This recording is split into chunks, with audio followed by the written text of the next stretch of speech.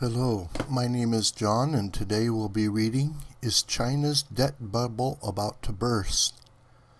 This is an editorial in Investor's Business Daily, posted 9/1/2017. Growth. China's economy is a juggernaut, we often hear. It can keep growing forever. After all, it has 1.3 billion people, with a near-bottomless need for goods and services. But in fact, China's growth miracle is looking a bit bubblish these days. Yes, China's economy is growing.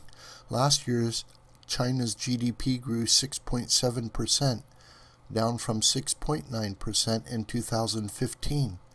7.3% in 2014 and 7.8% in 2013. See the downward trajectory there? Current GDP growth, even if you accept the Chinese government's self-admittedly phony economic data, is half the growth rate just before the global financial crisis hit. The problem is, it needs rapid growth to pay off its enormous investments, fueled by massive amounts of government credit. The real risk that China poses to the U.S. and global economies is that its rapid economic growth since 2008-2009 global economic recession has been powered by a credit bubble of epic proportions, wrote Desmond Lockman, an American Enterprise Institute fellow who previously served as a deputy director of the IMF earlier this year. What does epic mean? By one account, China has expanded credit by nearly 100% of the nation's GDP since the end of the credit crisis.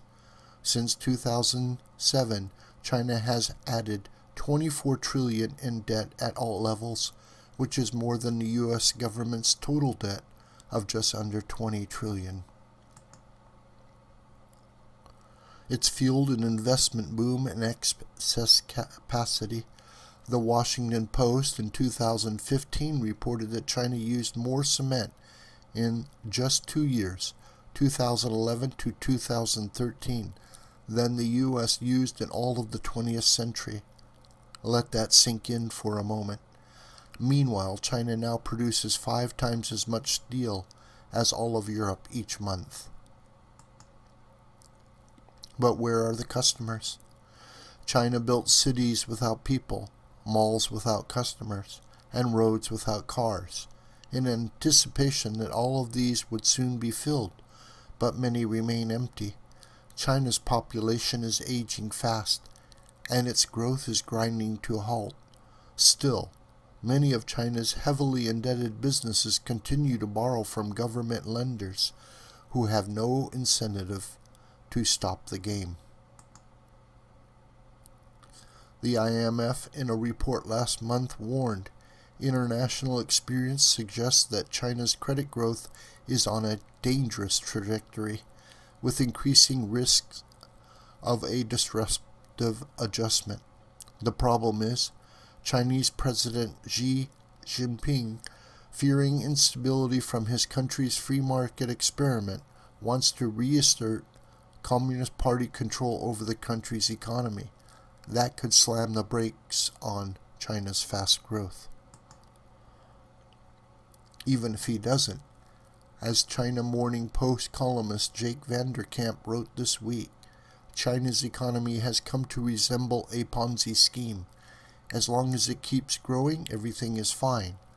When it stops growing, it collapses. We're not doom and gloomers.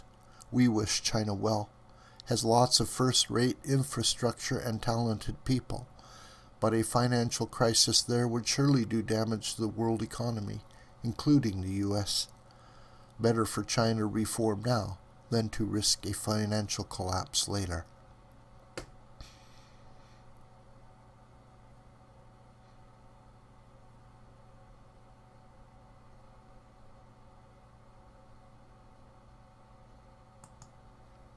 This video is a production of the School of the White Crane.